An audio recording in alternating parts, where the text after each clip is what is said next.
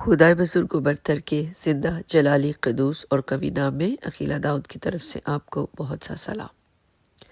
میرے عزیز سامی، ہمارا اس دنیا میں آنا کیسے ہوا، کس طور سے ہوا، کن حالات میں ہوا، یہ معنی ہرگز نہیں رکھتا۔ ہم اس دنیا سے جاتے کیسے ہیں، یہ معنی رکھتا ہے۔ زندگی کی دوڑ کو کیسے دوڑا، یہ کوئی معنی نہیں رکھتا۔ اس دوڑ کو مکمل کر کے اس کو ختم کیسے کیا، یہ معنی رکھتا ہے۔ دوڑ میں بہت سے لوگ شامل ہوتے ہیں، لیکن یاد رکھیے ہر ایک اس دوڑ کو نہیں جیت پاتا، ہر ایک اس کو مکمل نہیں کر پاتا، سوائے اس کے جو آخری نشان تک پوری تندہی کے ساتھ آگے بڑھتا جائے، نہ دائیں دیکھے نہ بائیں دیکھے، بلکہ سیدھا جیت کے اس نشان تک پہنچے جو اس کے سامنے ٹھہرایا گیا ہے۔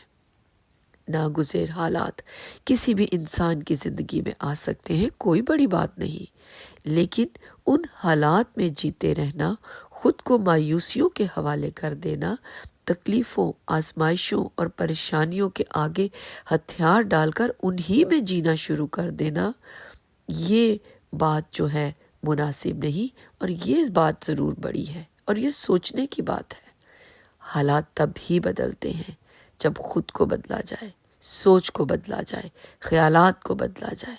گناہوں، غلطیوں، قصوروں کا سرزد ہو جانا اتنا برا نہیں، کوئی بڑی بات نہیں، جتنا ان گناہوں اور غلطیوں اور قصوروں کے ساتھ جیتے رہنا ہے، یہ نہایت سنگین ہے۔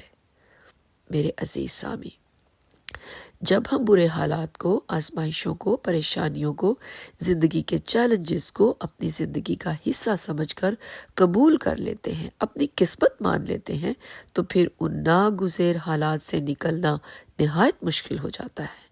خداوند خدا کے بنی آدم کے لیے ایسے ہرگز منصوبے نہیں ہیں، نہ ہی کبھی تھے۔ جب خدا نے آدم کو خلق کیا تو لکھا ہے، آپ نے فرمایا پھلو بڑھو اور زمین کو معمور و محکوم کرو، انہیں برکت دی۔ خداوند خدائے عظیم نے برکتوں سے نوازا، ہر دنیا کی چیز کو انسان کے تابع کر دیا، لیکن انسان کی اپنی ہی غلطیوں کے وسیلہ سے اس نے خود کو مصیبت میں ڈال لیا اور خدا کے فضل سے محروم ہوا اور عدن میں سے نکال باہر کر دیا گیا۔ اور جو یسوع المسیح کے خون بہانے کی معرفت بحالی ہوئی، دوبارہ ممکن ہو سکا اور ان مصیبتوں مشکلات بھری زندگی سے وہ نکل پایا اور اس کی بحالی ہوئی۔ اب یہ انسان پر منحصر ہے، کیا وہ فضل کے وسیلہ خود کو آزاد کرتا ہے یا کہ ایک مغلوب کی زندگی بسر کرتا ہے۔ متی کی انجیل اس کے 24ویں باب کی 13ویں آیت میں لکھا ہے، جو آخر تک برداشت کرے گا نجات پائے گا۔ زندگی کی دوڑ میں نشیب و فراز، اونچ نیچ، یہ سب کچھ آتا ہے۔ ان کو عبور کر کے جو جیت کے نشان کی جانب بڑھتا جاتا ہے، کامیابی کی ضمانت ہے۔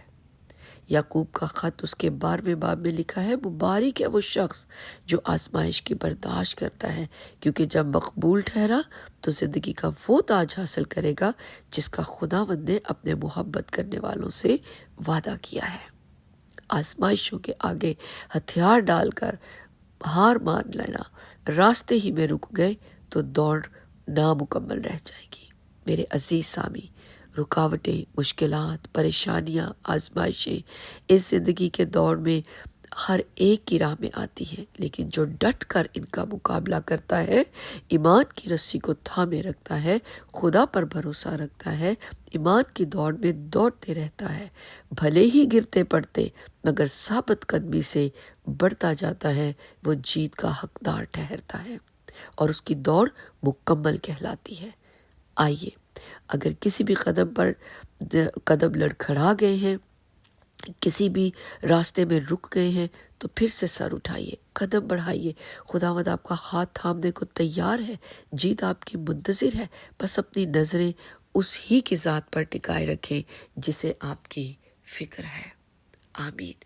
خداوند آپ کو، آپ کے گھرانے کو کثرت سے اپنی برکات سے مالا مال کرے اور آپ کو ہمیشہ ثابت قدم رکھے، مصیبتوں مشکلات میں لے کر آگے بڑھتے چلا جائے۔ آمین۔